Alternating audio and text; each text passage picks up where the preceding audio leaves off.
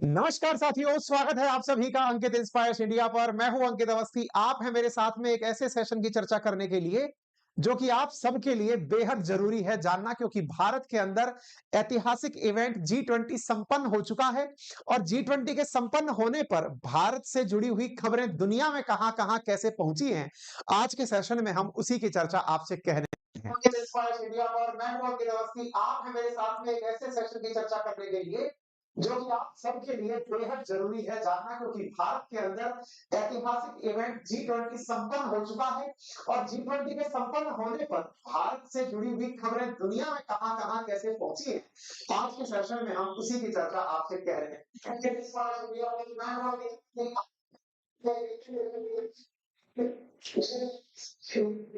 महाराज ये तो बंद करो।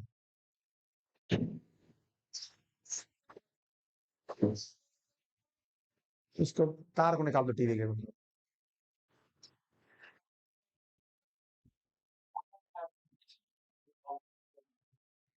अभी यहाँ का कैमरा चला गया है, उससे कैसा हिला है?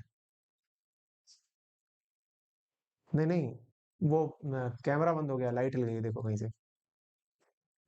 उस डब्बे को तेज मारो भाई। ठीक कह रहा है सर।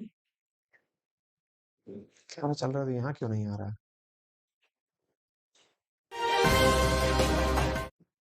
इसको देते हैं।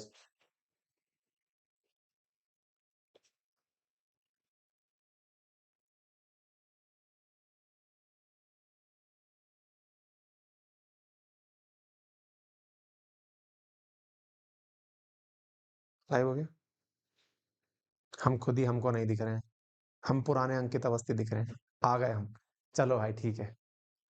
नमस्कार साथियों, स्वागत है आप सभी का अंकित इंस्पायर्स इंडिया पर। मैं हूं अंकित अवस्थी। आप हैं मेरे साथ में एक ऐसे सेशन की चर्चा करने के लिए जो कि किसी काम के पूरे हो जाने के बाद फीडबैक के रूप में जाना जाता है। जैसे आप में से बहुत सारे बच्चे जो हमारे साथ अपनी पाठशाला एप्लीकेशन पर पढ़ रहे हैं, हम 7 दिन बाद भी, महीने भर बाद भी, 2 महीने बाद भी उनके फीडबैक लेते रहते हैं। हाँ भैया कैसा लग रहा है, बढ़िया लग रहा है कि नहीं लग रहा है। आप में से बहुत सारे लोगों ने हमारे साथ में अभी तक कई किताबें ऑर्डर की हैं। किताबें ऑर्डर हुई, जाते ही हमने उनसे पूछा, हाँ भैया बताओ ना, किताब सही है, 7 दिन में पहुंची कि नहीं पहुंची। इसके लिए हम पूरा की पूरा स्टाफ पेल के पीछे लगाए हुए हैं कि भैया सब लोग कॉल सेंटर पकड़ के चलो, क्योंकि अल्टीमेटली बच्चों को दिक्कत नहीं आनी चाहिए। ये हम छोटे मोटे नन्नू मन्नू टाइप के जो लोग हैं ऐसा काम कर रहे हैं। लेकिन सोचिए, भारत ने एक बहुत मेगा इवेंट आयोजित किया।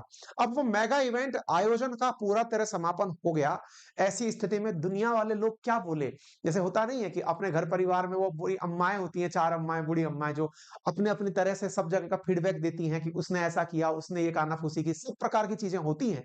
ऐसी स्थिति में दुनिया के लोगों ने हमारे बारे में क्या कहा, अब वो जो कहा है ना, आज के सेशन में हम वही आपके सामने रख रहे हैं। G20 की सफलता पर लोगों ने क्या कहा? क्या किसी ने कोई बुराई उराई भी करी क्या? हैं, पाकिस्तानियों को मिर्ची लगी क्या?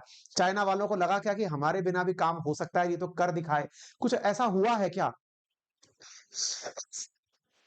पलक बोल रहा है आवाज कम है।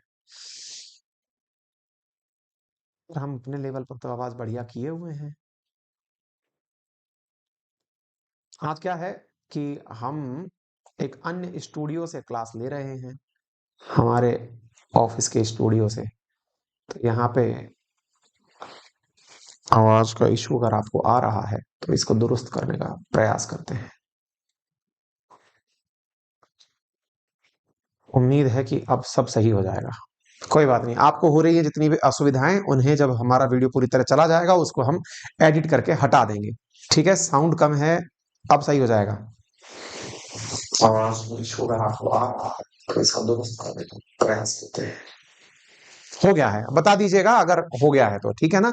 कोई बात नहीं, कोई बात नहीं, कोई बात नहीं। स्टूडियो दूसरा है, हमारी टीम पहले से ही घबराई हुई है कि सर हमारे इस स्टूडियो में क्यों आ गए हैं। कोई नहीं, थोड़ा सा कॉपरेट करिए, हम फिर से मजबूती से वापस आ रहे हैं। लाइव के साथ में यही बड़ा आनंद आता है कि जो हो रहा है वो सब आपके सामने हो रहा है। इसीलिए तो परिवार कहते हैं आपको हम, अंकित परिवार जो है आपके सामने चल रहा है कि भाई देखो हम तो आ गए, लेकिन कुछ तकनीकी दिक्कत है। कुछ लोग कहेंगे पहले तैयारी करके क्यों नहीं आए? भाई सब लाइव में लाइव ही होता है जो होता है। ठीक है, चलिए, तो फिलहाल के लिए सब ओके हो गया, सब भाइयों का एकदम धमाकेदार थम्स अप आ गया है, आगे बढ़ते हैं। तो भाई साहब ये तस्वीर अपनी मतलब तस्वीर ऑफ द ईयर कहलानी चाहिए, जिसके अंदर प्रधानमंत्री के साथ, प्रधानमंत्री के के वो मतलब रचनाकार यहां पर आपको दिखाई दे रहे हैं जिन्होंने इस इवेंट को सक्सेसफुली करके दिखा दिया है। सक्सेसफुल इवेंट हुआ है तो सक्सेसफुल इवेंट की बहुत जबरदस्त वीडियोस भी बाहर आई हैं जिसमें दिखाया गया है कि किस प्रकार से भारत ने इस इवेंट को आयोजित किया, क्या क्या लेवल पर चीजें हुई, ये सब चीजें यहां पर निकल कर आई हैं। ठीक है, आगे बढ़ते हुए आपके सामने G20 के समिट को लेकर के दुनिया की इंटरनेशनल मीडिया की जो रिपोर्ट्स हैं उनको आज के सेशन में जब हम कवर करें तो उनके अंदर ये वाली सबसे चर्चित फोटो है या सबसे चर्चित वीडियो है जो इस समय मार्केट में चल रहा है, जिसमें दिखाया गया है कि 3 एंकर्स बैठ करके जो G20 भारत में किया गया उसकी तारीफ कर रहे हैं। ये ब्लूमबर्ग की न्यूज है और ये लोग कह रहे हैं कि ये काम अपने आप में बहुत बड़ा काम हो गया है। is taking the helm, but how to communicate what is coming into this particular split. But no, अब देखिए, आप लोगों तक शायद ये आवाज ना पहुंच रही हो, मैं बता देता हूं कि ये लोग क्या कह रहे हैं। असल मायने में ये लोग कह रहे हैं कि देश ने जो कर दिखाया ना इस इवेंट के माध्यम से वो ये था कि अल्टीमेटली रशिया और यूक्रेन के मामले में एक कम्युनिके आना था और वो कम्युनिके आना, और ये अब इसकी चर्चाएं बहुत हो रही हैं कि शनिवार रविवार के इस इवेंट में फ्राइडे के दिन सुबह तक इसका काम पूरी तरह घोषणा पत्र का बन नहीं पाया था, दिल्ली डिक्लेरेशन का काम नहीं हो पाया था। और यह काम भारत की कूटनीतिक जीत को दर्शाता है कि कैसे उन्होंने इस अंतरराष्ट्रीय स्तर के कार्य को कर दिखाया है। इस अंतरराष्ट्रीय स्तर पर इस कार्य को करने पर दुनिया भर में जो G20 की प्रशंसा हो रही है, 40 साल बाद भारत ने कोई इतना बड़ा इवेंट आयोजित किया है, तो आपके मन में कई प्रश्न बन रहे होंगे। इस समय सोशल मीडिया पर इतना ज्यादा चर्चा भी चलना शुरू हो गई है कि क्या इंडिया ने अभी तक कुछ ऐसा ही पहली बार इवेंट किया है क्या? आज से पहले हमारे यहाँ कोई इवेंट नहीं हुए हैं क्या? मैं आपको उनके बारे में भी बताता हूं। 1947 के बाद से जब हम आजाद हुए आज तक के इतिहास में भारत ने कौन से बड़े अचीवमेंट प्राप्त किए हैं? जैसे आप लोग आज G20 को लेकर खुश हैं, ऐसे ही संभवतया आपसे पूर्व आपके जो परिवारजन हैं, आपके माता पिता, आपके दादा दादी, उनके समय में भी कोई ऐसा इवेंट रहा होगा। तो उसका इवेंट का जो परिचर्चा है, उस इवेंट की जो कहानी है ना, जिन्होंने हमारे लिसनर्स ने कुकू एफएम डाउनलोड कर लिया है, उनको मैं एक किताब आज सजेस्ट कर रहा हूं, वो वहां जाकर इसे सुन लें। क्योंकि अक्सर कुकू एफएम के लिसनर्स जो हमारे साथ हैं, उन्हें मैं हर वीक में 1 या 2 किताबें सजेस्ट करता हूं कि आप इसे और सुनिएगा, ताकि आपको और ज्यादा जानकारियां मिलेंगी कि क्या हो रहा है। ऐसी स्थिति में अगर आज G20 जैसा इवेंट हुआ है तो ये ऐतिहासिक रूप से कल को तो ये इतिहास ही कहलाएगा, तो हो सकता है ये इस किताब का हिस्सा भी हो जाए। और जिनको ये नहीं पता ये कुकू एफएम क्या है, मैं उन्हें बता दूं। साथियों, ये एक ऑडियो बुक प्लेटफॉर्म है आज के समय में, जहां लोग किताब पढ़ना बहुत कम कर दिए हैं, क्योंकि पूरे टाइम कैमरा सामने रहता है उनके या मोबाइल सामने रहता है उनके। उन लोगों के लिए अब एक किताब पढ़ने का ऑप्शन आ गया है, और वो क्या है? किताब को पढ़ना नहीं, सुनना। किसी ने आपके लिए पढ़ा दी और आपने सुन ली, और सुनकर के बकायदा पूरा जिस्ट बनाकर देना। एक ऐसा प्लेटफॉर्म है जिसपे 10,000 से अधिक ऑडियो बुक्स हैं, अलग अलग प्रकार की, मोटिवेशनल भी हैं, तो एंटरप्रेन्योरियल स्किल की भी हैं, पॉलिटिक्स की भी हैं। आप जाकर इसे सुन सकते हैं, और यहां पर आप अकेले नहीं हैं, मिलियंस में लोग इसे सुन रहे हैं। 2023 की जो बेहतरीन ऑडियो बुक्स हैं, आप बढ़िया से सुनिए और अपने लिए एक रूटीन बना लीजिए कि मुझे हर दिन या हर 2 दिन में या हर 3 दिन में किताब सुननी है, क्योंकि किताबें ज्ञान का सही मायने में सोर्स होती हैं। बोले सर, जो ओरिजिनल किताब हम पढ़ा करते थे ना सर, उसमें हम नोट डाउन करने का भी फीचर यूज करते थे, लिखते थे, अंडरलाइन करते थे, वो सब चीजें ये लोग भी देते हैं। आप प्रॉपर अपना नोट्स बनाइए, नोट्स के साथ साथ ड्राइव मोड फीचर यूज कीजिए। इवन आप सोते समय भी अगर सुनना चाहते हैं, लगा के सो जाइए, अपने आप जब आप सो गए वो अपने आप बंद हो जाएगा। इस तरह के फीचर भी आपको ये कुकू एफएम देता है। अब ये कुकू एफएम है कहां, मिलेगा कहां? प्ले स्टोर पर मिलेगा, गूगल प्ले स्टोर पर मिल जाएगा, ऐप स्टोर पर मिल जाएगा। कितने में मिलेगा वो जान लीजिए। वैसे तो ये मंथली सब्सक्रिप्शन है 99 रुपीज का, लेकिन यदि आप मेरा रेफरल कोड अंकित 50 यूज करते हैं तो पहले महीने में आपको ये मात्र 49 रुपीज में प्राप्त होता है। ठीक है ना? तो इसे यूज करने के लिए आप जाइए, लिंक कमेंट बॉक्स और डिस्क्रिप्शन में मैंने दिया हुआ है।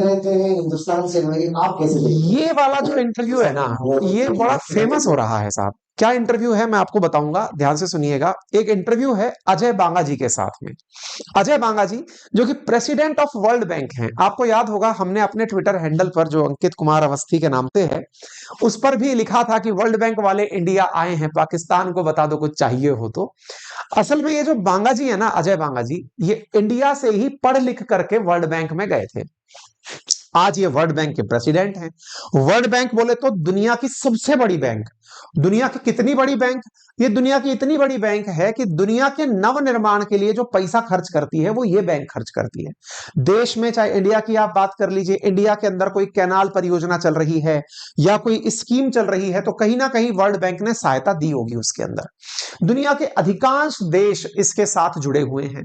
ये लोगों की देश की मदद करना इसका सबसे इंपॉर्टेंट काम है, नव निर्माण में काम करना इसके बहुत बड़ा योगदान। अब इतने बड़े बैंक के प्रेसिडेंट एक इंडियन व्यक्ति हैं जो कि अमेरिका में रहते हैं, अमेरिका ने जिन्हें नियुक्त किया है, अमेरिका के ही नागरिक भी हो चुके हैं। उनसे जब ये सवाल पूछा गया कि भाई आप इस इवेंट को कैसे देखते हैं, क्योंकि G20 के अंदर वर्ल्ड बैंक भी आया था, तो IMF भी आया था, तो दुनिया के बड़े राष्ट्र भी आए थे, यूरोपियन यूनियन भी आया था, इनसे पूछा गया तो इन्होंने कहा देखिए, अगर कोई वास्तविकता में ये जानना चाहे कि मेक इन इंडिया का सबसे बढ़िया एग्जाम्पल क्या है तो कहते हैं कि सबसे बड़ा एग्जाम्पल तो मैं ही हूं। बोले क्यों?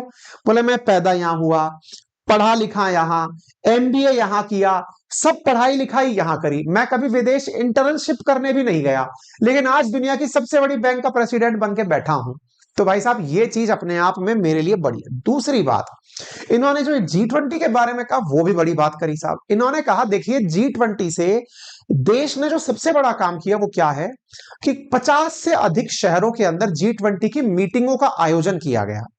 इस तरह से इंडिया की जो ब्रांडिंग है ना इंटरनेशनल मार्केट में, वो अल्टीमेट ब्रांडिंग हो गई, यानी कि दुनिया के लोग इंडिया को जानने लग गए। अच्छा, कईयों के दिमाग में ये प्रश्न आएगा क्या फर्क पड़ता है इन लोगों के आने से? मैं केवल आपको इतना सा बता सकता हूं कि आप जिन टूरिस्ट डेस्टिनेशंस के नाम सुनते हैं घूमने के लिए, कोई दुबई सुन रहा है तो कोई यूरोपियन कंट्रीज में स्विट्जरलैंड सुन रहा है, तो कोई सिंगापुर सुन रहा है, तो कोई हांगकांग सुन रहा है, ये नाम हिट कैसे हुए क्या आपको पता है?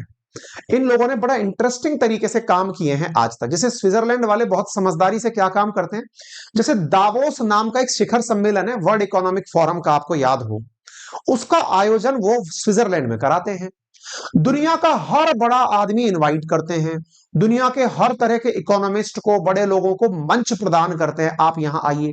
और जब कोई बड़ा आदमी जाता है, अब जैसे मान लीजिए अमेरिका के राष्ट्रपति आए हैं तो अपने साथ में पूरी गाड़ियां, भाई 10-15 गाड़ियां आ रही हैं, उनके साथ पूरा स्टाफ चलकर आ रहा है। जैसे सऊदी के क्राउन प्रिंस आए हैं, पता चल रहा है कि 100 बिजनेसमैन अपने साथ में लेकर आए हैं, 150 कर्मचारी लेकर आए हैं। अब देखिए, जब कोई बड़ा आदमी आपके देश में आता है, आप इंडिया को एक बार हटा दो, अपन तो स्विट्जरलैंड की बात कर लेते हैं एक बार, मान लो कोई वहां गया, अब वहां गया पूरा पूरा कुनबा लेकर, अपना पूरा स्टाफ, पूरा महकमा, पूरा बिजनेसमैन लेकर पहुंच गया। अब व्यक्ति वहां गया है, मीटिंग तो चली दिन में, अब शाम को आदमी फ्री हो गया, अब क्या करे? तो भाई वो घूमने निकलता है। घूमने निकलेगा, जहां जाएगा वहां पहली बार देखेगा यार इतना खूबसूरत, भाई साहब लोग स्विट्जरलैंड को तो स्वर्ग समझने लग गए धरती पे, कि भाई गजब धरती का स्वर्ग है। किसी ने कश्मीर देखा ही नहीं था, क्योंकि हमने कभी इस तरह का काम करा ही नहीं था। अब आप जब कश्मीर देख लोगे तब जाकर कहोगे कि स्विट्जरलैंड तो कुछ है ही नहीं। इसका मतलब यह हुआ कि ब्रांडिंग में इन मीटिंग्स का बड़ा योगदान होता है। अब उससे क्या फर्क पड़ता है, वो आदमी जब वहां गया तो उसने उस जगह के बारे में 4 लोगों को और बताया कि यार गजब जगह है, वहां जाओ। अब उसके पीछे पीछे भाई साहब देश के कई लोग पीछे पीछे पहुंच लिए कि और गजब जगह, वहां जाओ। और नाम से नाम होता है जी। जैसे अपने देखो G20 के अंदर ऋषि सुनक साहब आए, G20 में जब वो आए तो आकर के वो इवनिंग में जब फ्री हुए तो अपनी धर्मपत्नी के साथ में अक्षरधाम टेम्पल पहुंच गए। अब आप में से कितने सारे लोगों को हमने, हालांकि ट्विटर पर जब ये फोटो डाली थी तो एक फिल्म के गाने से वो निकाल करके डाली थी, है ना, जैसा फिल्मों में होता है, हो रहा है रूबरू हूबहू। तो जुबी जुबी जुबी जुबी जो गाना है ना 3 इडियट का, वहां से हमने वो लाइन बना करके आपको ट्विटर पे डाल के पोस्ट की थी। कईयों ने देखा भी होगा कि वो अक्षरा मूर्ति जी के साथ, उसके साथ जा रहे हैं। अब आप यकीन मानना, आने वाले टाइम में ये वाली जो फोटो है ना, ऐसी ना जाने कितने लोग फोटो शूट करने अक्षरधाम जाएंगे, ना जाने कितने लोग, इवन फिल्मों की शूटिंग भी वही सेम सीन के साथ हो जाए तो आप मना नहीं कर सकते। ये है असली फायदा जो ऐसे इवेंट्स से निकल कर आता है। आपने मीटिंग कर ली वो तो ठीक है, आपके पीछे पीछे। अच्छा आप सोचो, अमेरिकी राष्ट्रपति आया है भाई साहब, भर करके एक फौज भरकर पूरी की पूरी पत्रकारों की आई है। पत्रकार दिन भर बेचारा मीटिंग थोड़ी रिकॉर्ड करेगा, 4 जगह वो भी घूमने जाएगा। आप उसको घुमाने के लिए दिखा दिए कि देख इंडिया में ये जगह भी है, ये जगह भी है, ये जगह भी। लोगों को क्या लगता है, देश की राजधानी दिखा दी, हो गया काम। इंडिया ने तो भाई साहब 50 से ज्यादा शहर, 66 के आसपास शहर दिखा दिए कि देखो, चाहे काशी देख लो, चाहे हमारा श्रीनगर देख लो, चाहे हम्पी देख लो, जहां चलना है, चाहे गोवा देख लो, हम तो हर जगह हैं। इंडिया इतना व्यापक। इसका असली फायदा क्या होता है, टूरिस्ट आपके पास चला आता है, क्योंकि ये सब लोग अब जब जाएंगे ना, अपनी अपनी फोटोज लगाएंगे। आप सोचो, केवल ऋषि सुनक जी के द्वारा वो जो फोटो लगाई गई है ना जाने कितने लोग अक्षरधाम घूमने जाएंगे, अक्षरधाम घूमने जाएंगे, अक्षरधाम की तस्वीरें खिंचवाएंगे। आज से पहले भी वो फेमस था, अब और फेमस हो जाएगा। ऐसे कोई गया ताजमहल घूमने तो ताजमहल की तस्वीरें डालेगा। बस इस प्रकार से प्रमोशन होता है। अजय बांगा जी यही बोल रहे हैं कि आप G20 को केवल एक इवेंट के रूप में मत देखिए, इसका जो असली फायदा है ना वो इंडिया की ब्रांडिंग में है, जिस पर लोग लाखों रुपया, करोड़ों रुपया खर्च करते हैं। आपको पता है दुबई है ना, दुबई के बारे में पूरा डेजर्ट है, कोई पेड़ पौधा वहां पर प्राकृतिक रूप से शायद ही उग रहा हो। समुद्र के पानी को फिल्टर कर करके उन्होंने रेगिस्तान में घास और खजूर के पेड़, पाम के पेड़ लगा लगा करके उसे एकदम सिंथेटिक देश बना दिया है। उसको देखोगे आप, हालांकि यूएई के अंदर है, लेकिन आप उसको देखेंगे ना तो एक बार में आपको ऐसा फीलिंग आएगा कि यार यहां पर कुछ प्राकृतिक है कि नहीं। पर उन्होंने अपनी जगह की ब्रांडिंग के लिए तरह तरह के लोगों को बुला रखा है। यूएई के अंदर जो दुबई है उसकी ब्रांडिंग खुद शाहरुख खान ने कई सालों तक की है। आप यकीन मानिए कि आज जो इंडियंस वहां हैं उनमें बहुत बड़ा योगदान शाहरुख खान का है। इस वजह से शाहरुख खान जहां रहते हैं उनके लिए बकायदा अलग से लेन सड़क बनी हुई है कि भाई शाहरुख खान के घर तक ये जगह जाती है, इस रोड पर कोई और घर नहीं होगा, वहां शाहरुख खान का अलग घर बनाया हुआ है। इसका मतलब समझिए, ब्रांडिंग अपने आप में बहुत बड़ी चीज है। लोग इस कारण से पहुंचते हैं कि यार ऐसा क्या है यहां पर। वही चीज आपको मैं बता रहा हूं जो अजय बांगा जी ने पकड़ी है कि इंडिया ने इस G20 इवेंट को पूरे साल भर में इतना ज्यादा फेमस कर दिया, जिससे कि इंडिया की दुनिया में इंटरनेशनल छवि बहुत इंपॉर्टेंट हुई। अब इनकी भी सुनी लीजिए, आप मेरी सुनते जा रहे हैं। देखिए सर बोलिए ना, कहां गए? वॉशिंगटन में रहते हुए हिंदुस्तान से आए आप कैसे देखते? मैं ये साहब बोल रहा था जो कि नहीं किया कि मैं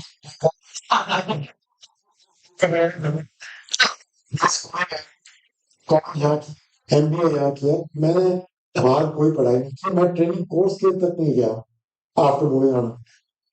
तो ultimate make in India exam.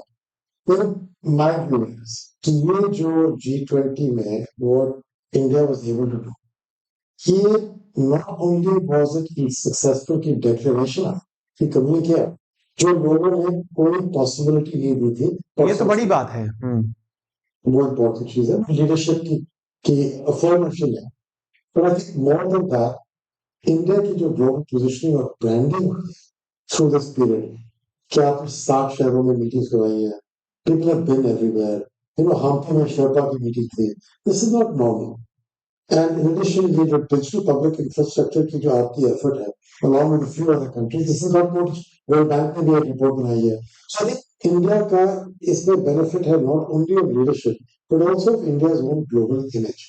Global image में बड़ा फायदा पड़ा है, ये बात इनका मेंशनिंग है, और ये वाकई में आप सबने भी फील की है कि इससे इंडिया की जो इमेज है ना दुनिया के सामने। देखिए क्या होता है, इवेंट होती है, मीटिंग होती है, लोग आए चले गए, लेकिन इसके बाद में अब लोग और उनके पीछे पीछे चले आएंगे। हमें क्या आवश्यकता है कि हम अपने देश में जब कोई अतिथि आए, आप में से बहुत सारे लोग, अच्छा किसी को यह मौका मिलेगा कि साहब नहीं साहब ये तो सरकार थी तो ऐसा कर दिया, हम तो क्या ही कर सकते हैं। आप बहुत कुछ कर सकते हैं। क्या कर सकते हैं? जैसे हम जैसे लोग जब सरकारी लोग किसी कार्य के माध्यम से कहीं खड़े होते हैं, हमको कहीं कोई विदेशी सैलानी दिख गया, हम उसे ये प्लीजेंट फीलिंग दिला दें कि आपके लिए हम यहां पर हैं, आपको कोई असुविधा हो तो बताइएगा। ऐसी स्थिति में आप कहीं किसी किसी विदेशी को देख लिए, उनके साथ में आपका ये व्यवहार कि नहीं साहब ये तो विदेशी है, हम पर राज किए थे, ये करे थे। असल मायने में आज जब पूरा देश, पूरी दुनिया इस चर्चा में है कि वन अर्थ है, पूरी एक फैमिली है, पूरा वैश्वीकरण हो चुका है, ऐसी स्थिति में विदेशी जब आता है ना तो वो खर्च करने आता है। आज आप भी कहीं जाएंगे ना तो आपका कई पैसा खर्च होता है। विदेशी जब आया है तो आपको डॉलर लेके आया है, वो आपकी जगह देखेगा, 4 लोगों को और बताएगा, आप उसे अच्छा फील करा दीजिए, उसकी याद में चले जाएंगे। आप उसे 4 जगह बता दीजिए कि भैया आप ये जरूर ट्राई करिएगा, समझिएगा, डिफरेंट है।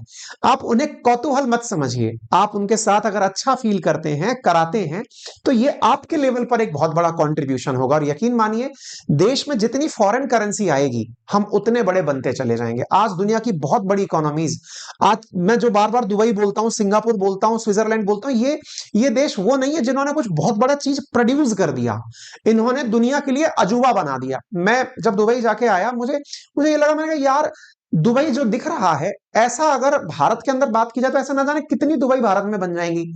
इत्तू सा दुबई है भारत में, ना जाने कितनी दुबई ऐसी बन जाएंगी। लेकिन हम लोग अपनी जगह को क्रिटिसाइज करते हुए पाए जा रहे हैं, हमारे में ये नहीं है, हमारे में ये नहीं है। अरे भाई, 140 करोड़ है अपन, पूरे यूएई की आबादी 98 लाख है, इतनी तो मेरे हिसाब से जहां मैं रहता हूं उस जगह की आबादी। तो आप सोचने के लिए इस पर थोड़ा दिमाग लगाइएगा, ये बहुत बड़ी बात है, ठीक है ना। चलिए आगे और बढ़ते हैं। आप दुनिया भर का जो वो है, आप अपने लेवल पर भी जब कोई आए तो उसको अतिथि देवो भव वाली फीलिंग दिलाएं। उसके साथ कोई मिसबिहेव कर रहा हो तो उसे सुरक्षित करें, आप उसे महसूस कराएं कि आप इंडिया आए हैं, तो अच्छी इमेज लेकर जाएं। जैसे अपने घर में गेस्ट आता है ना, ऐसे आप भी अपने लेवल पर ये कर सकते हैं। और इंडिया की इसीलिए लोग अब तारीफ कर रहे हैं, ठीक है ना। तो ऐसी स्थिति में जो सबसे बड़ी तारीफ हो रही है वो किस बात की हो रही है कि भाई, रूस यूक्रेन का जो डिक्लेरेशन हमने दिल्ली घोषणा पत्र के नाम से बनाया, वो तो बहुत गजब चीज है। और चीन को टक्कर देने के लिए भारत के द्वारा ये जो कारनामा किया गया, ये अल्टीमेट है, ये इस बात को अपन भी मानते हैं। न्यूयॉर्क टाइम्स ने, अब दुनिया की मीडिया ने इस बात को कैसे लिखा, अब उसको भी देख लेते हैं। तो भाई साहब, G20 समिट के बारे में इन्होंने लिखा है कि leaders agree on aid agenda but soften stance on Ukraine war. आप ध्यान से सुनिएगा साहब, यहां पर रूस यूक्रेन डिक्लेरेशन अपन ने करवाया, इसके अंदर असल मायने में दिल्ली डिक्लेरेशन जो था ना, उसमें रशिया यूक्रेन को लेकर दुनिया की सबकी नजरें हम पर टिकी हुई थी कि बेटा इनसे ना हो पाएगा, इंडिया की बेइज्जती होगी, ये घोषणा पत्र नहीं निकाल पाएंगे। और हमने एक दिन पहले ये सेशन भी किया था, सुनिएगा। लेकिन हमने कर दिखाया। जब कर दिखाया ना, तो इसकी तारीफ हुई कि यार इन लोगों ने तो कर दिखाया। दूसरा, रशिया यूक्रेन पर जितना माहौल दुनिया में बना हुआ था, इंडिया ने तो उसके बारे में चर्चा ही नहीं होने दी, बहुत लाइटली उसको निकाल दिया, लाइटली निकाल दिया। ये करते हुए आप देखिए ना, न्यूयॉर्क टाइम्स लिख रहा है, डिक्लेरेशन ओमिट्स क्रिटिसिज्म ऑफ रशिया, इसमें रशिया का क्रिटिसिज्म ही नहीं हुआ। भाई साहब, इसका मतलब यह हुआ, इंडिया कहीं तो सक्सेसफुल हुआ, दोस्त को बचाने में नहीं, इंडिया सक्सेसफुल हुआ दुनिया को यह बताने में कि G20 का असल मकसद इकोनॉमी को बढ़ाना होना चाहिए। एक ही मुद्दे को पकड़ करके G20 का यूक्रेनाइजेशन करना सही नहीं है। फिर बैठ करके बस वही वाली बातें हो गई कि साहब कॉलोनी के अंदर 4 औरतें बैठ करके चर्चाएं कर रही हैं, उस लड़के ने ये कर दिया, ऐसे थोड़ी हो रहा है। दादी माँ जो हैं दुनिया भर के अंदर होती हैं, लेकिन वो घर के संस्कार भी तो बना दिए। आप वैसे कार्य करिए ना, आप दुनिया के लीडर्स हैं, बैठ करके इकोनॉमी को ऊपर उठाइए। इस तरह की चर्चाएं भारत ने कर दिखाई। न्यूयॉर्क टाइम्स ने जिस बात की कही कि भाई इन्होंने यूक्रेन की चर्चा, अभी तो चाहते ही थे कि भाई यूक्रेन पर कुछ तो हो, मामला रायता फैले, इंडिया की बेइज्जती हो, अपन ने नहीं किया, अपन ने इस बात को बचा लिया, अपन ने बहुत अच्छे से इसको किया।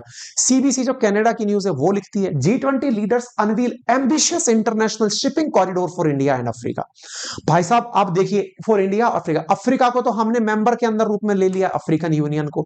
और दूसरा हम लोगों ने क्या कर दिया ना, कि जो शिपिंग कॉरिडोर, जिस पर मैं सेशन कर चुका हूं, अगर आपने देखा हो, इंडिया से निकल करके यूरोपियन ये जो गल्फ वाले रीजन है वो, और वहां से यूरोप, तो हमने इंडिया, मिडिल ईस्ट और यूरोप को कनेक्ट करने के लिए जो कॉरिडोर बनाने की बात की है, उसकी तारीफ हो रही है कि यार इन्होंने तो गजब कर दिया। CNN ने कहा है कि अंततः घोषणा पत्र शिखर सम्मेलन के मेजबान भारतीय प्रधानमंत्री नरेंद्र मोदी के लिए अप्रत्याशित सफलता के समान है, लेकिन फिर भी यह अमेरिका और उसके पश्चिमी सहयोगियों द्वारा व्यक्तिगत रूप से अपनाई गई स्थिति से कहीं अधिक नरम रुख को दर्शाता है। नरम रुख तो क्यों है? क्योंकि हमने यूक्रेन के ऊपर कुछ होने ही नहीं दिया। ब्लूमबर्ग लिखता है कि India's G20 win shows US learning how to counter China rise. मतलब इसको इंडिया की जीत बताया गया है और कहा गया है कि चाइना को काउंटर कैसे करना है। आपको मालूम होगा, चाइना वालों का बड़ा इंटरेस्ट था साहब किस बात में, कि इंडिया वाले करके दिखाओ। जैसे कई बार ऐसे नहीं होता, अपने शादी में कई रिश्तेदार रूस जाते हैं, कई जीजा, कई फूफा ऐसे रूस जाते हैं कि अरे नहीं साहब, अपन तो ऐसे नहीं किया तो अपन तो शादी में नहीं आएंगे। चाइना कुछ ऐसी चाल चल रहा था कि हम तो वो रिश्तेदार हैं साहब, पड़ोसी हैं जी, आपके ब्याह में नहीं आएंगे साहब। हमने कहा भाई ब्याह नहीं है, बैठक है, मीटिंग है, आओगे बढ़िया रहेगा, नहीं भी आओगे तो कोई फर्क नहीं पड़ेगा। हमने किसी को ये रियलाइज ही नहीं होने दिया कि चाइना नहीं आया था, कोई सुर्खी नहीं कि शी जिनपिंग नहीं आया था। शी जिनपिंग के प्रधानमंत्री आए थे, चले गए। मतलब दुनिया को ये एहसास दिला दिया कि शी जिनपिंग इज नथिंग। हमने अपने इवेंट में दुनिया को इतना अंगेज कर लिया कि G20 के नाम पर चाइना का होना ना होना हमें फर्क ही नहीं डाला। ये अमेरिका के लिए एक लर्निंग है। कई बार क्या होता है ना, अपन लोग कई जगह, आप भी समझिए इसको, व्यवहारिक लेसन के रूप में लीजिएगा। कई बार बहुत सारे मित्र इकट्ठे होते हैं, एक दो मित्र ऐसे होते हैं जो अपना वो दिखा रहे होते हैं, भाई साहब मनाओगे नहीं तो हम नहीं आएंगे। तो भैया तुम घर रहो और तुम्हें हम मिस भी नहीं करेंगे। और ऐसी स्थिति में होना क्या चाहिए, जो नहीं आया ना उसको ये भी मत एहसास दिलाओ कि तुम्हें याद किया गया था यार। तो जो ज्यादा ईगो उठाकर मित्रता में क्या बात भाई, जब बैठ करके सबकी बैठकी लग रही है तो दिक्कत क्या है। नहीं साहब मेरी वैल्यू होनी चाहिए। तो सुन भाई, अब घर में रहे, हम चर्चा भी नहीं किए तुम्हारी कि तुम आए थे कि नहीं आए थे। तो ये अपने आप में एक बड़ा लेसन बना है। इसी को देखते हुए साउथ चाइना पोस्ट लिखता है, G20 summit Chinese premier Li Qiang urge group to be inclusive not confrontational. भाई साहब इन्होंने अपनी बातें लिखनी थी कि इन्होंने क्या कहा। जब चीनी प्रधानमंत्री यहां आए तो उन्होंने आकर हमारे यहां क्या कहा, तो उन्होंने कहा कि देखिए इस मंच को कन्फ्रंटेशनल मत बनाइए। ये लोग अपने आप को ना थोड़ा बड़ा दिखाने की कोशिश करते हैं। कैसा बड़ा, कि भाई साहब हम लोग चाइना वाले हैं ना, हमसे ही आप लोगों को ऐतराज है, आप हमारे ही बारे में बात करते हैं। इंडिया ने कहा सुनो वे, ये सब बातें तुम्हारे बारे में हो ही नहीं रही हैं। इंडिया ने इस समिट के अंदर चाइना का कोई जिक्र ही नहीं होने दिया कि हमें चाइना के लिए कुछ करना। कहते ना किसी को इग्नोर, किसी से आपको कोई ऐतराज हो तो इग्नोर करिए। सबसे पहला तो उसका इग्नोरेंस है ना, वो आपके लिए एक ब्लिस है।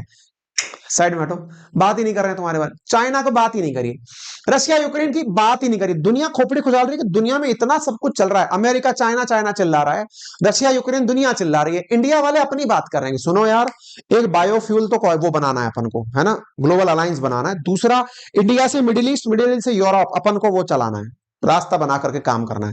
इकोनॉमी को इंक्लूसिव बनाना है, कैसे काम किया जाए उस पर चर्चा करो। दुनिया कह रही है ये अलग रास्ता पकड़ लिए।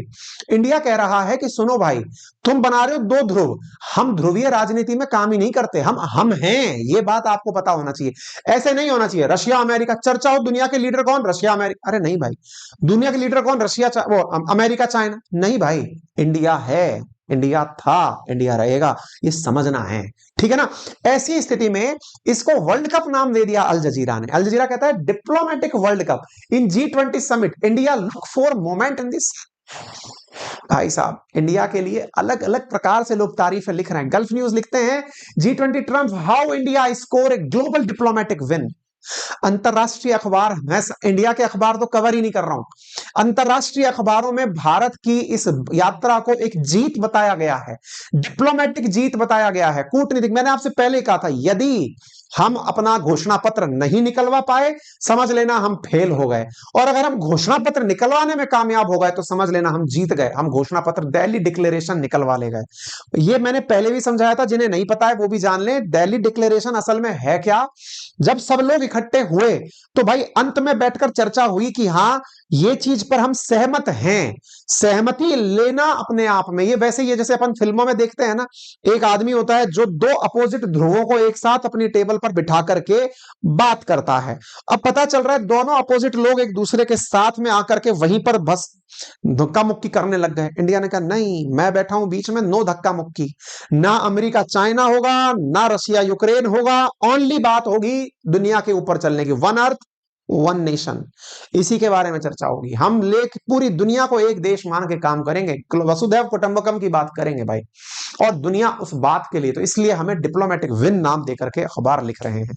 पॉलिटिको लिखता है कि West goes easy on Russia to save G20 के लिए। और ये जो फोटो देख रहे हैं आप भाई साहब, राजघाट की फोटो है, मतलब दुनिया के सारे लीडर्स महात्मा गांधी के आगे जाकर के उन्हें पुष्प चक्र भेंट कर रहे हैं। यह दर्शाता है कि दुनिया में सर्वोपरि अहिंसा है। मतलब आपके कहने से ज्यादा आपके कार्य अगर आपकी प्रेजेंटेशन दे जाएं तो फिर कहना ही क्या। इंडिया के कार्यों का प्रेजेंटेशन देखा आपने, ले जाकर सबको खड़ा कर दिया गांधी जी की सामने की, लीजिए साहब राजघाट पहुंचिए, अब यहां पर आकर के गांधी जी को आप अपनी तरफ से श्रद्धा सुमन अर्पित करिए। अर्थात सबसे ऊपर अहिंसा परमो धर्म, लीजिए। अपने आप में ये नरम तो होना ही था, जब अहिंसा परमो धर्म तो G20 होगा नरम, हुआ भी। West goes easy on Russia to save G20, लिखो, हो गई। पाकिस्तानियों को तो मिर्ची लगनी ही थी कि ये इंडिया वाले कुछ ज्यादा ही हाइप बना रहे हैं इस बात की कि रियलिटी है। रियलिटी है बेटा, तुम्हारा बहुत बुरा हो गया है, तुम्हारे साथ बहुत बड़ा हो गया है। क्या हो गया है, ये जो भैया देख रहे हो MBS, मोहम्मद बिन सलमान, जिसको लेकर पाकिस्तान भाई साहब गजब सुर्खियां मची पड़ी थी। मोहम्मद बिन सलमान इंडिया जाने से पहले हमारे देश में लैंड करेंगे, हमारे यहां पर रिफाइनरी में पैसा लगाएंगे, इतना बिलियन देंगे, इंडिया नहीं जा रहे हैं, इंडिया नहीं जा रहे हैं। पूछे भी नहीं भाई साहब वो, ये सीधा इंडिया आए, G20 में बैठे। हमने सेशन किया इस चक्कर में, हमने कहा भाई पाकिस्तान वाले कह रहे हैं कि ये आएंगे कि नहीं आएंगे, हमने कहा देखना होगा या आते हैं कि नहीं आए। और तो और इंडिया ने यहां पर गजब चक्री चलाई। क्या इन दो जो एकदम विरोधी हैं, इनको एक साथ इकट्ठा कर दिया। किस लिए? कि भाई सुनिए, आप दोनों एक साथ हाथ मिलाइए, और आप मिलाएंगे हाथ तभी सबका भला है। आप चाइना की तरफ मत जाइए, चाइना डूब रहा है। और अमेरिका से कहा सुनो, अब तुम्हारे दम पर ही सब कुछ नहीं चल रहा है, सब लोग मिलकर काम करेंगे तो कुछ बड़ा बनेगा। अब पाकिस्तानियों को मिर्ची लगनी थी, उनकी नजर में तो ये हाइप क्रिएट हो गई, और ऐसे ही फस फस करते रहते हैं, कोई मतलब है G20 कुछ थोड़ी था, ऐसे ही होती रहती है। अगली बार ब्राजील में होगी, पहले बाली में कुछ नहीं था जी, कुछ नहीं था।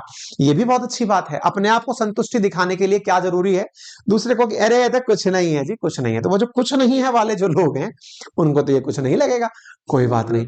अब एक चर्चा इस समय पर और हो रही है, और वो है प्रेसिडेंट बाइडेन की। क्या चर्चा हो रही है? ऐसी स्थिति में बाइडेन की चर्चा हो रही है। उन्होंने बकायदा एक बहुत अच्छे से इस पूरी घटना का वीडियो जारी किया है। उन्होंने कहा, at a moment when the global economy is suffering from overlapping shock to climate crisis, fragility, the conflict, this year summit prove that G20 can still drive solution to our most pressing issues. यानी इन्होंने अपने level पर जो tweet लिखा, बहुत ultimate tweet था। क्या इन्होंने ये चीज मेंशन करी कि दुनिया में इस बहुत से क्राइसिस चल रहे हैं, G20 ने सिद्ध कर दिया क्या कि हम लोग समस्याओं का समाधान निकाल सकते हैं।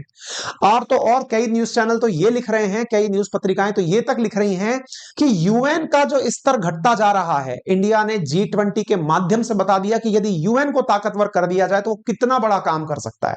G20 की सफलता के कई मायने और कई कहानियां लिखी जा रही हैं। ठीक है साहब, बाइडेन की इतनी बात तो सही है। बाइडेन ने अब यहां से तुरंत बाद यात्रा करी वियतनाम की, पहुंचे हनोई, और वहां पहुंच करके इनसे कुछ सवाल जवाब किए पत्रकारों ने सवाल जवाब किए, इन्होंने जवाब भी दिए।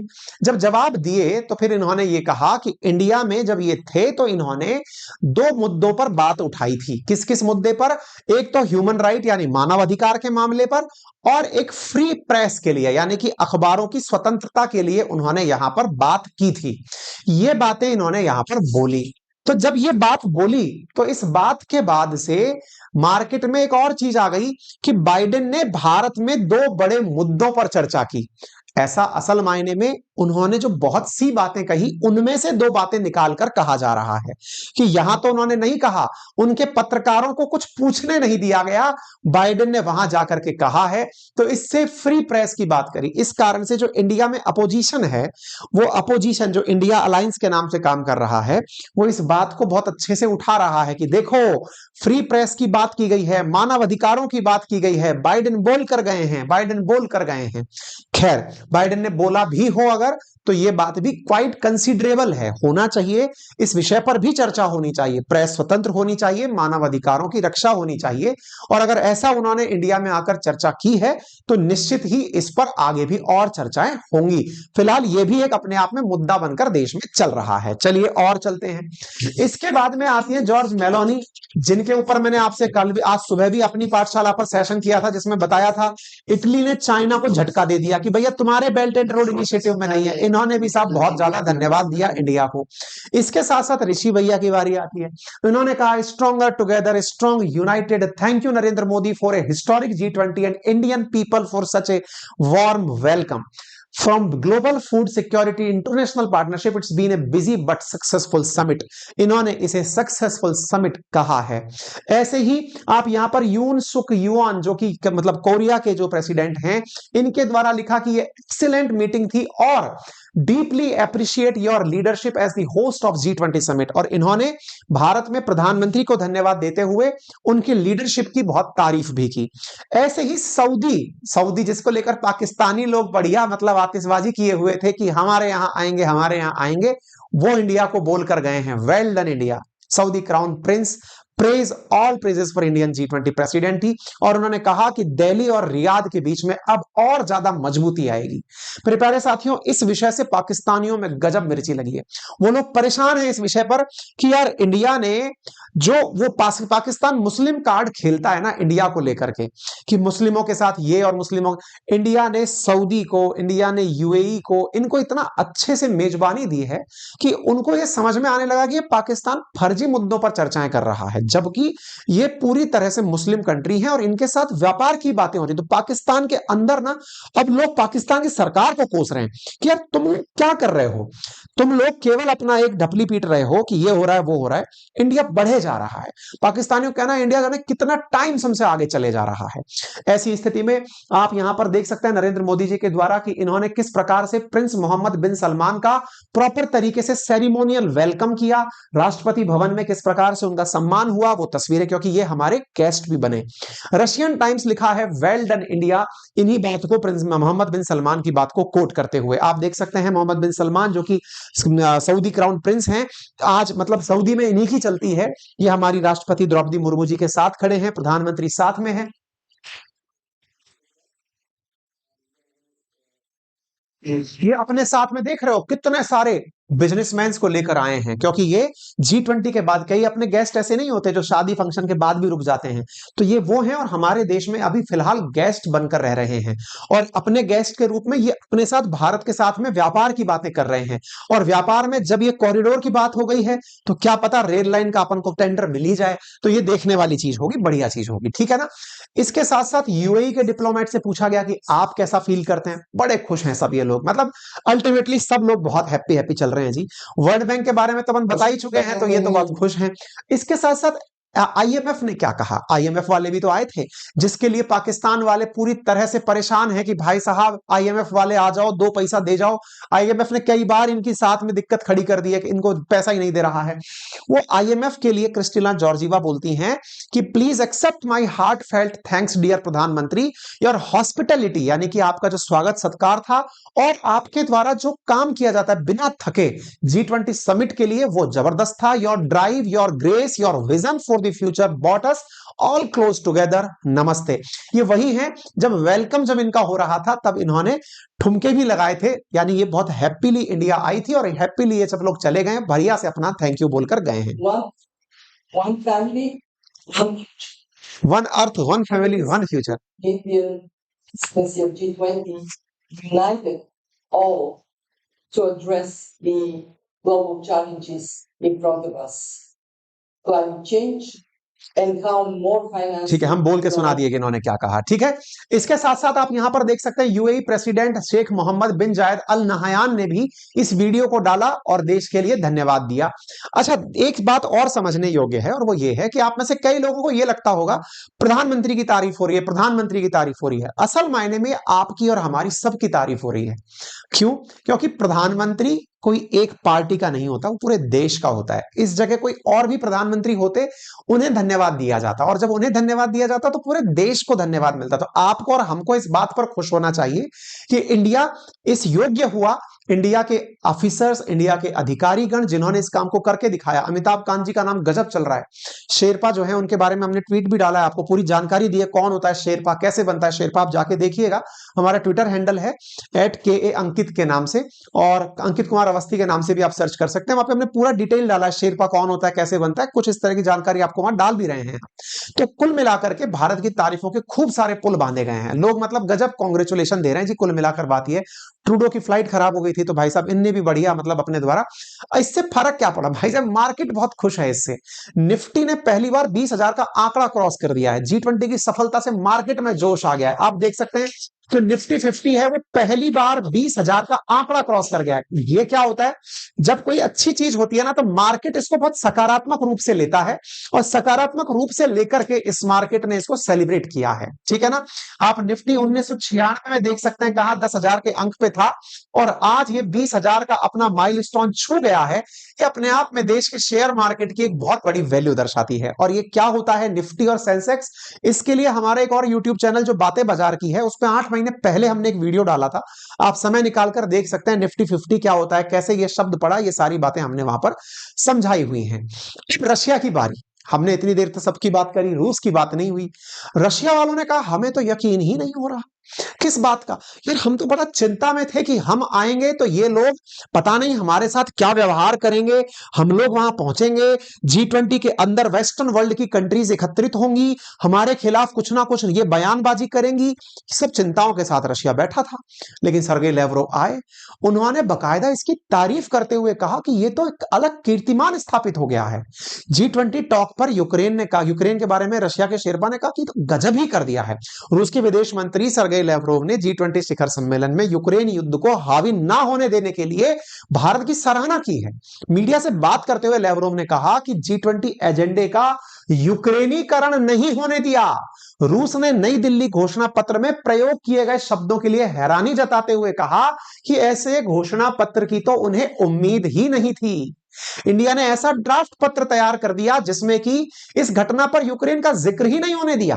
हुआ है तो केवल इतना कि हाँ भाई यूक्रेन के अंदर क्लैशेस चल रहे हैं, ये एक रीजनल मैटर रह गया, वो अंतरराष्ट्रीयकरण नहीं होने दिया उस घटना का। इस बात पर रूस ने हमें बहुत बधाई दी। उन्होंने कहा भारत के प्रति हम बहुत आभारी हैं, शिखर सम्मेलन निश्चित रूप से सफल रहा है। G20 नेताओं के शिखर की घोषणा पर आम सहमति। लेवरोव ने कहा कि जब वे इस पर सहमत हुए तो शायद यह उनकी अंतरात्मा की आवाज थी। स्पष्ट रूप से कहें तो हमें उसकी उम्मीद भी नहीं थी, ऐसा उम्मीद से बढ़कर काम हो गया है। विदेश मंत्री ने कहा हम यूक्रेन और रूस का उल्लेख करने वाले बयानों को घोषणा में बाकी काम से अलग नहीं कर सकते। इस साल घोषणा की मुख्य लाइन ग्लोबल साउथ के एकीकरण में है। लेवरोव ने कहा G20 अपने मुख्य लक्ष्यों के लिए वास्तव में काम कर रहा है। बड़ी बात है साहब, मतलब इंडिया को जो ये चीज मिली है ये अपने आप में बहुत बड़ी है। ऐसी स्थिति में आप देख सकते हैं कि रूसी विदेश मंत्री वो तो ऑब्वियसली वेस्टर्न वर्ल्ड की बुराई करेंगे, लेकिन इंडिया के बारे में पता है आपको इससे सबसे अच्छी चीज क्या निकल कर आई? सबसे अच्छी चीज निकल कर आई कि इंडिया ने दुनिया को यह दिखा दिया कि देखो भाई तुम सब अपने अपने लेवल पर बिजी रहो, लेकिन इंडिया है, बस ये याद रखना। और इंडिया है तो इंडिया में अगर आओगे तो हमारे एजेंडे पर बात करोगे। ये नहीं कि कहीं का एजेंडा लेकर यहां चले आ रहे हो, हमारे इवेंट को खराब कर रहे हो, हम ये नहीं होने देंगे। और इंडिया ने सक्सेसफुली इस काम को करवा के दुनिया को दिखा दिया है। एक बहुत बड़ी अचीवमेंट है। हम सबको प्राउड फील करना चाहिए कि इंडिया ने दुनिया के बहुत बड़े ऐसे इश्यूज को बाईपास करते हुए अपनी तरफ दुनिया का ध्यान आकर्षित कराया कि अल्टीमेटली दुनिया की ग्रोथ होगी तो सबकी ग्रोथ होगी, लड़ाई झगड़े से कुछ नहीं होगा, उस तरफ बढ़िए। तो ये बहुत बड़ी अचीवमेंट भारत के लिए है, ठीक है ना। इसी के साथ साथ भाई साहब अर्दगन जो कि पाकिस्तान के बहुत बड़े हमदर्द हैं, वो क्या बोले? वो कहे कि India our greatest trade partner. आपको याद है जब इनके यहाँ भूकंप आया था, इंडिया ने तुरंत प्रभाव से अपनी सहायता भेजी थी। अब ये लाइन जो है ना, जिस प्रकार से पाकिस्तानियों को क्राउन प्रिंस की बात बहुत ज्यादा परेशान कर रही होगी, इंडिया के दुश्मनों को ये बात और ज्यादा अपच कर देगी। क्या इंडिया हमारा ग्रेटेस्ट ट्रेड पार्टनर है? पाकिस्तानी तो इस एजेंडे पर मरे जा रहे हैं कि इंडिया का पतन कैसे हो, बेचारे जीरो ट्रेड पर पहुंच गए हैं। लेकिन ये जनाब कह रहे हैं हमारा तो बहुत बड़ा ट्रेड पार्टनर है इंडिया। भाई साउथ एशिया के अंदर सबसे बड़ा ग्रेट ट्रेड पार्टनर है ये, मतलब व्यापार होता है इंडिया के साथ। आप सोचेंगे गजब चल रहा है भाई साहब, और ये गजब के सामने दुनिया जो है ना वो अल्टीमेटली बहुत खुश हो रही होगी। तो भारत ने जो कीर्तिमान स्थापित किया, और अंत में अमिताभ कांत साहब को आप इग्नोर नहीं कर सकते। भाई साहब अमिताभ कांत साहब ने, अच्छा इसमें एक गजब पॉलिटिक्स चल रही है इंडिया में। शशि थरूर जी जो है वो कांग्रेस के नेता हैं, कांग्रेस अध्यक्ष पद के लिए चुनाव भी लड़ा था और काफी विद्वान व्यक्ति कंसीडर किए जाते हैं। उन्होंने अमिताभ कांत जी को धन्यवाद दिया क्योंकि देखिए अल्टीमेटली कांग्रेस की तरफ से सराहना मिली अमिताभ कांत जी को। अमिताभ कांत जी कौन है? तो शेरपा है इंडिया के। शेरपा कौन होते हैं? सरकार के द्वारा नियुक्त वो व्यक्ति जिसकी ये जिम्मेदारी थी कि सबको एक मंच पर लाए। ये जितनी भी तारीफें सुन रहे हो ना, असल मायने में उनके पीछे इनका बहुत बड़ा योगदान है, अमिताभ कांत जी का। पूरे इवेंट का ऑर्गेनाइजर थे ये अधिकारी हैं, आईएएस अधिकारी हैं। तो आईएएस अधिकारी रिटायर हो चुके हैं, 1980 बैच के रिटायर अधिकारी हैं। इनको ये काम दिया गया था। तो शशि थरूर जी ने इन्हें धन्यवाद देते हुए कहा, तारीफ करते हुए कहा, well done Amitabh Kant, look like the IFS lost an ace diplomat when you opted the IAS. हमने शुरुआत में सोचा था कि आप आईएएस बने थे, आईएफएस छोड़कर फॉरेन सर्विसेज ज्वाइन नहीं किया था, लेकिन उसके बाद आपने रशिया से, चाइना से और सबसे अंत में जो ये ड्राफ्ट आपने बनाया, इसके साथ जो आपने वार्ता वार्ता करी, दिल्ली डिक्लेरेशन किया, वो भारत के लिए एक प्राउड मोमेंट है। और देखिए, देश के लिए सबसे बड़ी गौरव की बात यह है ना कि देश की सब चीजें अब इसको तारीफ कर रही है कि बहुत बड़ा भारत ने काम किया है। तो इस पर अमिताभ कांत जी ने कहा कि it is not an about of IAS और आईएफएस। ऐसा नहीं है कि आईएएस था तो ऐसा हो पाया, आईएफएस नहीं बना तो कुछ हो पाया। ये it is about working as a team for the country. देश के लिए एक यूनिट बनकर काम करने का, मैंने आपसे इसीलिए कहा ना, अकेले प्रधानमंत्री कुछ नहीं कर सकते। याद रखने वाली चीज क्या है, आज मैं भी छोटा सा काम करता हूं अगर, तो मुझे मेरी टीम की जरूरत पड़ती है। अकेला चना भाड़ नहीं भून सकता, वो क्या है ना, वो एक डायलॉग मारते हैं एग्जैक्टली। आपकी टीम जो है ना, वो आपको बहुत ज्यादा मदद करती है, वही आपकी राह आसान करती है। और देश के केस में भी यही हुआ है। और हम सब लोग एज ए टीम, आप में से बहुत सारे लोग पूछे सर हमारा क्या योगदान है? अरे आपको बहुत बड़ा योगदान है G20 के सफल होने में। कैसे? दिल्ली में आपको नहीं जाने दिया, हो सकता है आपका कोई काम पड़ा हो, आप नहीं जा पाए, आप पेशेंस के साथ बैठे रहे। आपने पूरे देश में पूरी तरह सांप्रदायिक सद्भाव रखा, आपने देश में शांति रखी।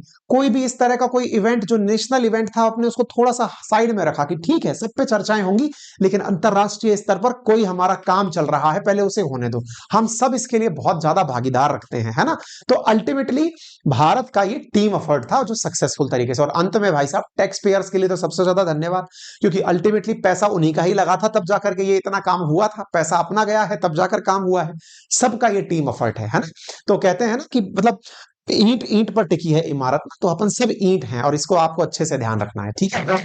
तो ये शशि थरूर जी का वो है। तो उम्मीद है आप सभी लोगों को सब बातें अच्छे से समझ में आ गई होंगी। अच्छा, बाय द वे, आपकी इस विषय पर क्या राय है उसके लिए तो कमेंट बॉक्स आपके लिए ओपन है ही। हम लोग ट्विटर पर भी हैं आजकल, वहां पर आपको कुछ अच्छी अच्छी जानकारियां हम साझा करते रहते हैं आपसे दिन भर की कुछ घटनाओं को अंगेज करने के लिए। तो अंकित कुमार अवस्थी के नाम से ट्विटर पर आप सर्च कर सकते हैं। अभी प्रोफाइल फोटो चेंज की है तो वेरीफाइड अकाउंट गायब हो गया है, 2 दिन में वापस आ जाएगा, क्योंकि फोटो चेंज करते हैं तो वो वेरिफिकेशन हटा देता है, फिर वापस आ जाएगा, है ना। तो फिर वेरीफाइड से भी ढूंढ लीजिएगा। अच्छा, ये तो हो गई जरूरी जानकारी। इसके साथ साथ जैसा मैंने आपको अभी कहा, कुकू एफएम का लिंक कमेंट बॉक्स में दिया गया है, आप जाइए वहां से। अगर आपको एक ऑडियो बुक सुननी है तो आज मैंने सजेस्ट कर दी है, मात्र 49 रुपीज में, यानी 1.5 रुपए के अंदर आपको एक दिन की किताब सुनने को मिलती है। मात्र 49 रुपीज में मिल रही है, आप जाकर यूज कर सकते। तीसरी चीज, मैंने अपने प्यारे साथियों के लिए अपनी पाठशाला एप्लीकेशन पर एक बेहतरीन यूपीपीसीएस प्रशासनिक परीक्षा के लिए टीम लॉन्च की है। 15 तारीख से क्लासेस शुरू हो जाएंगी। उन टीम का वीडियो आजकल अपनी पाठशाला यूट्यूब चैनल पर भी डेमो के रूप में डल रहा है। यदि आप में से कोई भी साथी चाहता है कि उत्तर प्रदेश प्रशासनिक सेवा परीक्षा की तैयारी हमारे साथ मिलकर करे, तो हमने मात्र 7500 रुपए में प्रीलिम्स प्लस मेंस का कंप्लीट कोर्स, लाइव क्लासेस, जो लाइव ना अटेंड कर पाए वो बाद में रिकॉर्डेड फॉर्मेट में भी देख सके, साल भर की वैलिडिटी, क्लासरूम में बिल्कुल बोर्ड से पढ़ाने की व्यवस्था, ऑफलाइन जैसा अनुभव, नोट्स क्लास के साथ साथ तैयार करवाना, पीडीएफ के रूप में उपलब्ध कराना, वीकली टेस्ट लेना, हिंदी और इंग्लिश मीडियम को साथ लेकर चलना, बेहतरीन फैकल्टीज का साथ लाना, ये हमने बहुत ही अच्छे से आपके लिए उपलब्ध कराया है। तो आपसे गुजारिश है कि यदि आप में से कोई भी जानकार इसकी तैयारी कर रहा है तो जरूर आप पढ़े अपनी पाठशाला एप्लीकेशन पर, जिसके लिए आप अपनी पाठशाला गूगल प्ले स्टोर पर ढूंढ सकते हैं, डिस्क्रिप्शन में भी मिल जाएगा। एप्लीकेशन पर जाकर यूपीपीसीएस कैटेगरी से आप अपना कोर्स परचेज कर सकते हैं। अच्छा, इसके अलावा कुछ साथी यदि आप चाहें तो हमारे ना आजकल हैंड रिटन मटेरियल भी मार्केट में है, उपलब्ध है। हैंड रिटन मटेरियल से बोले तो अपनी पाठशाला के एप्लीकेशन पर ही यदि आप जाएंगे तो हैंड रिटन नोट्स का एक ऑप्शन दिया हुआ है। वहां पर अगर आप जाएंगे तो वहां पर आपको हिस्ट्री, ज्योग्राफी, पॉलिटी, इकोनॉमी के हैंड रिटन नोट्स दोनों भाषाओं में, चाहे हिंदी में लेने हो या इंग्लिश में, कंप्लीट इतना मोटा बंडल है, हाथ से लिखे हुए बेहतरीन टॉपर्स के नोट्स हैं जो आपको उपलब्ध कराए जा रहे हैं। मात्र 1999 में आपके घर पर वो कुरियर समेत पहुंच जाते हैं। आप आज ऑर्डर करेंगे, विद इन वर्किंग 7 डेज के अंदर आप तक वो डिलीवर हो रहे हैं। आप उसके लिए भी हमें मौका दे सकते हैं। तो ये था आज के लिए इतना ही, बाकी फिर कनेक्ट होते हैं। अपना ख्याल रखें, बड़ों का सम्मान करें, छोटों को प्यार दें और अपना व्यक्तित्व इस प्रकार से विकसित करें कि महिलाएं आपके साथ सुरक्षित और सम्मानित महसूस करें। धन्यवाद।